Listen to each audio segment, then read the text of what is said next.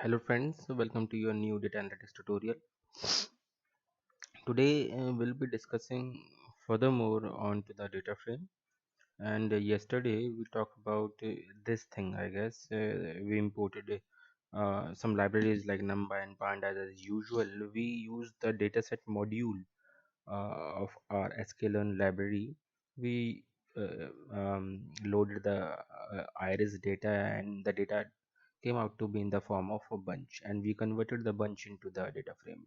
So all these things we kind of practiced in our last tutorial. So moving on forward uh, till this line, I think. Okay, so what we are seeing over here that this data frame have a default header, means its column name is 0123. And I told you on the last tutorial that if you would have read a file, that is a CSV or any text file or a TSV file, Excel file, using this pandas library, uh, then you may have had the header, but right now it do not have the header. So what we can do is we can actually create the header, we can actually give the header to it. Fine. So we'll do this only. Wait. Yeah. We'll insert a row. What we'll do here is, let me magnify it. Yeah. So here will be just searching, or we'll be just inquiring what are the name of the columns in our previous data frame. So data frame name is iris underscore df. So iris underscore df dot columns is a parameter, and it is giving us the value start from 0 and then stop till 4. So its uh, column names is 0 1 2 3, and till 4 doesn't include 4. So what we can do is we can actually assign these columns a name. Okay, so oh my god, insert few cells,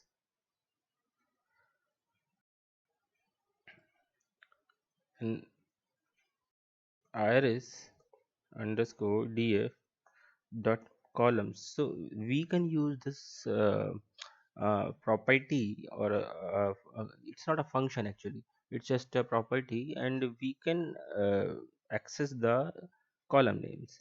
But what we can do here is we can actually assign the names to this property also. So let's assign the name sepal underscore length, comma,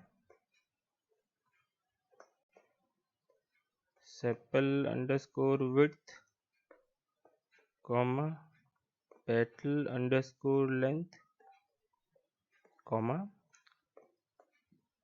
petal underscore width. So these are the names which we have passed in a list, and it should be same as the number of columns. So the number of columns we have is 4 columns, and we want to rename those 4 columns with this, in this order only. So we have created a list, and we have assigned this list to this column property. So as we'll run this, it has run normally. And if we now search for this, and it is showing us that this columns property have these values now: sepal length, sepal width, petal length, petal width. So we would like to see the data frame by using the head function also. Iris underscore df dot head. Now you can see there's a difference. It is sepal length, sepal width, petal length, petal width. So the header is now changed according to our own desire, according to our own wish. We have replaced the name of headers that was previously 0123 now with our own custom made header, that is sepal length, sepal width, petal length, petal length. So this is how you'll work with the what should I say, the header of the data frame. Fine. Now,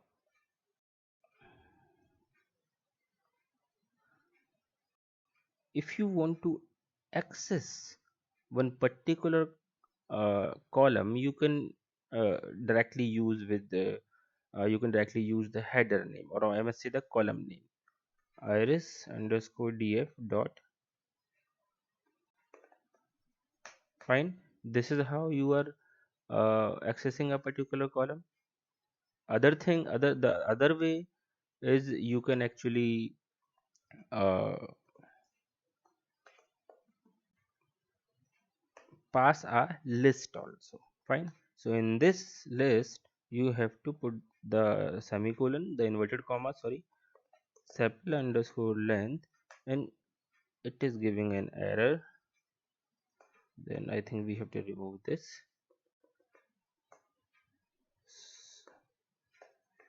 Yeah, this is how it works.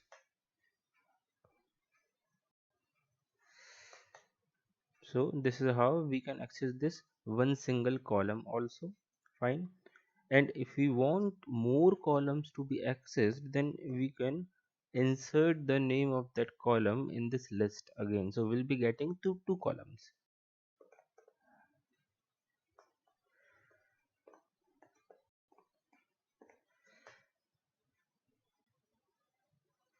But we have to enclose the whole thing in another list, because internal list will be carrying the two names. So we have to create the list, and then outer kind of that square bracket is kind of the bracket which we used when accessing the array or something like that using the index. So both the columns have been accessed. Fine. Now moving on forward, this is how we'll be working on another concept called as merging the data frame, or I must say the concatenating the data frame. So these are the two properties. Like let's say if we have a data frame like this is a data frame, and this is another data frame. So now our objective is to merge these data frames. So merging the data frame, or the combining the data frame, concatenating the data frame, although these three are the three different things in Python when you're dealing with the field data analytics. But I am just considering all three things to be the same when discussing the concept only. Fine. So these are the two data frames. This is data frame 1, and this is data frame 2. So our objective is to combine these two data frame in such a way that data frame 1 will come like this, and data frame 2, this is d2, will come like this. Means I want to combine two data frames in such a way that the length of the data frame, means the number of rows, will increase, and or in the other way, or in the other words, the second data frame will just append into the first data frame from the last row of the first data frame. Fine. So this can also be done in pandas library, or with the data frame using Python. Right. So this is a dummy data frame which I have created already. So we know that how and why and this data frame has been created. This is the first type of the method with which we have created the data frame. This is a data frame function, and inside the data frame function we are passing a dictionary, and dictionary have a key and value pair, and key is a single letter and the value is a list. So this data frame is also been given some custom index, that is 0123, although by default it should have taken 0123 as a row index. But again we have explicitly provided the index, because in the upcoming data frames would be providing the custom index also. So that's why we have given the custom index here also, 0123. Fine. So we'll be running this. Run. And here also we want to see what data frame actually got created. So although the data frame is right there in front of you, but still I would like to run so that you people will see that it's the same data frame. Yeah, so the data frame which we have created, this is df1. It have 0 1 2 3 as a row index, and column names are a b c d, and column names are actually from here a b c d, and a column have these values, b column have these values, and so on. So this is the data frame which we created. So there is one more data frame, or actually two more data frames which we have created here. This is df2 and this is df3. So df2 and df3 have been taken care over here. Now what we want to do is we want to combine all three data frames, but all these three data frame, that let me explain you here. So as we were seeing over here, that this data frame 1 data and data frame 2, we want to append data frame 2 onto the data frame 1. But let me tell you one thing. If let's say the column data type of the first data frame is numeric, and column data type of this first column from data frame 2 is string, so these both columns cannot append or cannot combine. So the thing is, your first this column has to have the same data type as your column in the data frame 2. Fine. And the other thing is, this column must have the same name as your data frame column in the second data frame. Fine. So these eventually I should be saying that this header of the first data frame must match with the header of the second data frame. Fine. So in our example over here, in data frames which we just created, these data frames all have abcd abcd and abcd as the column name. So only because of this thing, both or all three data frames would be able to append with each other. Means a data frame will come at the top, then it would be followed by the other data frame, then it would be followed by the another data frame. So all the data frames must have the same column name. Fine. So you can see also here, all data frame 1, data frame 2, data frame 3 all have abcd as the column name. Now we want to combine. So first of all, we'll make a list of all these three data frames. Fine. So let's make a frame. This is just a must say the arbitrary name or a variable name which I have chosen. You can take any other name. So what's the name of the data frames? This is df1, df2, df3. So df1 comma df2 comma df3. And fine. So we just have created a list of our own data frames. Fine. So list is that kind of data structure that can take any data structure, I have already told you. So we have created a list of our data frames.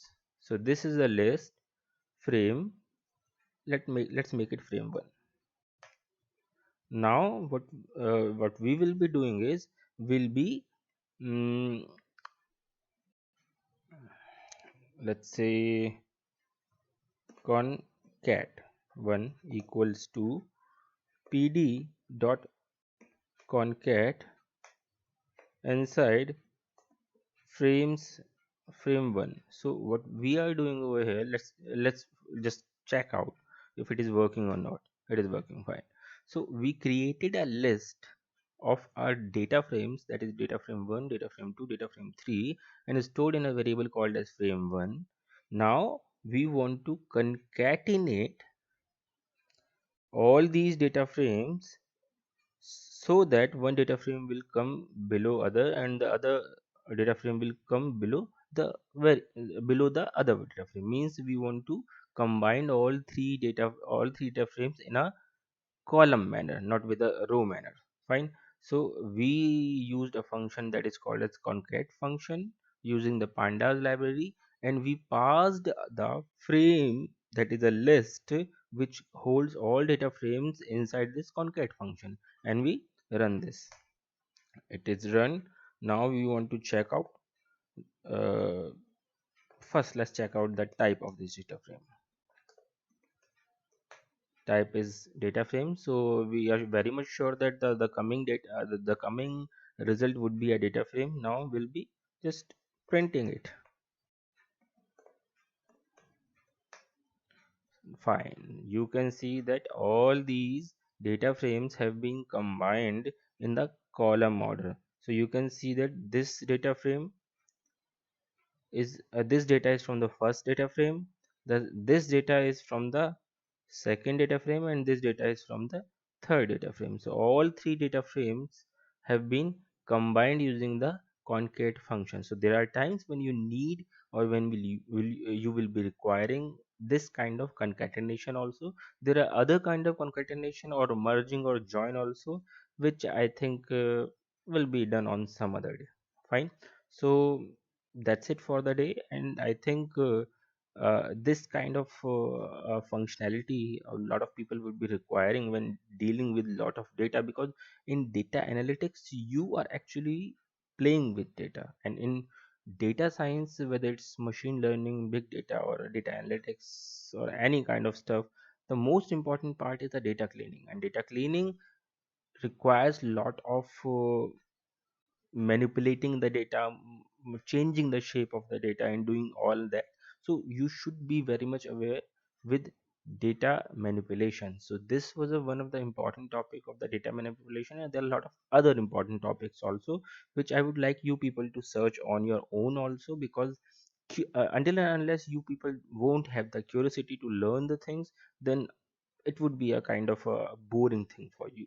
So this thing I have told you in my tutorial. I would like you people to search some more things which would be somewhat related with the what we have covered today. Fine.